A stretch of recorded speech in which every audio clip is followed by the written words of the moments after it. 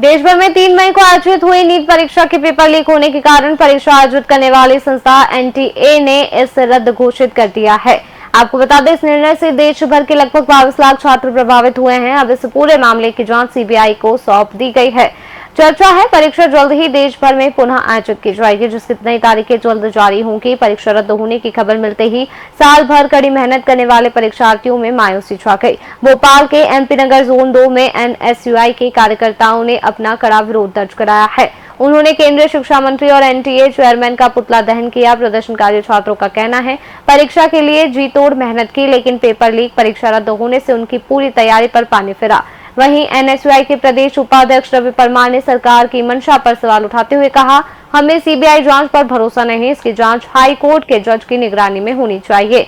कि बार बार paper leak होने जैसी घटनाओं से न केवल बच्चों की तैयारी प्रभावित होती है, बल्कि मनोबल भी बुरी तरह टूट जाता है। देखिए, जिस तरह से पूरे देश के छात्रों के भविष्य के साथ निरंतर खिलवाड़ किया जा रहा है और लगातार लाखों बच्चों के भविष्य के साथ खिलवाड़ किया जा रहा है। नीट का पेपर ऐसा नहीं है पहली बार लीक हुआ, हर साल लीक होता है और छात्रों के ऊपर ये बड़ा बोझ है। और छात्रों लंबी मेहनत करने के बाद इतनी भीषण गर्मी में पेपर देने गए थे और पेपर लीक करके सरकार ने 1 मिनट में 22 लाख के छात्रों के भविष्य पर पानी फेर दिया। हम सरकार से मांग करते कि तत्काल न्यायिक जांच कराई जाए सुप्रीम कोर्ट की निगरानी में और सीबीआई से जांच वापस ली जाए, क्योंकि सीबीआई की जांच पर हमें भरोसा नहीं है। लाखों छात्रों के भविष्य का सवाल है। सभी बच्चों को उनकी फीस, उनके ट्रांसपोर्टेशन का खर्चा, उनका एकोमोडेशन का खर्चा और उनकी जो साल भर की पढ़ाई है, कोचिंग की फीस है, उसका खर्चा सरकार को तत्काल वापस करना चाहिए। आज हम लोगों ने एग्जाम दी है तो उसका फल तो हमें मिलना चाहिए ना। उसका भी हमारा पेपर रद्द हो चुका है। अब क्या करें सर, हम लोग, हमारे पास तो कोई ऑप्शन ही नहीं है सुसाइड करने के अलावा। आज हमने इतनी पढ़ाई लिखाई करी, किस लिए करी थी?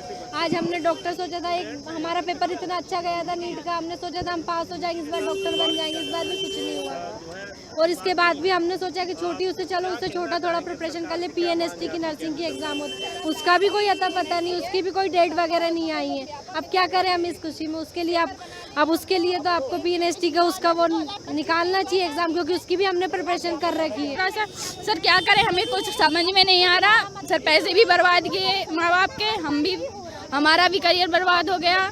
किसी के पास लास्ट ऑप्शन था, कोई जनरल से आता था। इस बार पेपर देख के बहुत खुशी हुई थी कि इस बार तो ना पेपर लीक होगा, यही लग रहा था, ना पेपर लीक होगा। उसकी सर सामने से वार्निंग भी आई थी कि इस बार कुछ गलत नहीं होगा। सर आप लोगों ने नोटिफिकेशन देखा होगा, स्कूल टेस्ट नहीं है ये, तो सर ने उन्होंने बोला था, लेकिन सर इस बार सच में हो गया। स्कूल टेस्ट तो लीक नहीं होता सर, एनटीए का पेपर लीक हो गया, नीट का पेपर लीक हो गया। सर कोई ऑप्शन समझ में नहीं आ रहा, क्या करें।